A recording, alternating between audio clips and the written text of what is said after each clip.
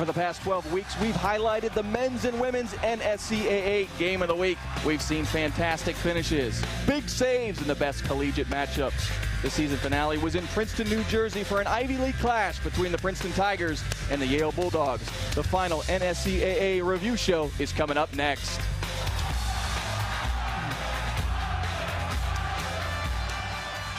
Hi everybody, Steve Bell and Keith Tabatsnik in Princeton, New Jersey for our final NSCAA review show, and what a great matchup we've got for you.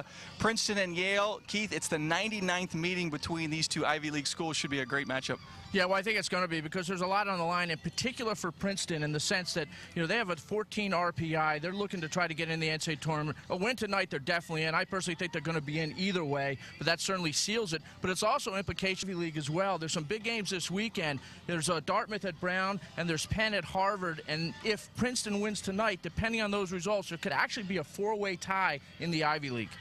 Very important game in the Ivy League, and really this is symbolic of what's going on all across the country. You've got surprises in conferences, you've got the teams that have punched their ticket to the NCAA tournament, and then you got a lot of those bubble teams that need a good showing in these conference matchups. Yeah, well, they certainly do, because, you know, the tournament is right around the corner. There's a number of teams that, hey, they're definitely going to be in. There's other teams that have been looking at this RPI thing and thinking, like, how does that put us there? But I think it's going to be really tough to get off the bubble this year. Those teams are on the bubble. You know, some of the big conferences we talk about, the ACC, they're going to have 7 teams in without any question. The Big East, they could have 5 teams in. All right, the Big Ten could have 6 teams in, taking a lot of those at-large spots. And then, of course, you have the conferences where I think there's only going to be, you know, one person in there from that conference unless the top team loses. And then they start taking some of those bubble spots. It's going to be a very difficult year. There's certainly going to be some teams deserving of being in the tournament who get disappointed. We brought it up a couple times now. It's the 3 letters we hear quite a bit during this time of year. RPI. What does it stand for? What does it mean? And who's worried about it right now? Well, what it stands for, you can get at some different answers depending on what coaches you're asking, depending on where they are in the RPI, but it actually stands for Rating Percentage Index,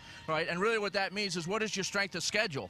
And they reward, the NCAA rewards you for having a tough schedule. And your win-loss record, your head-to-head competition is big, you know, and things like that going. They're the primary factors, and RPI is the biggest one of those primary factors. Secondary factors that go into the selections, though, also come down to, like, your final part of the season. Your last 8 games are very big because, of course, they want teams that are on a hot streak, especially if you're on the bubble. Head-to-head competition with other teams that are also on the bubble becomes very big as well.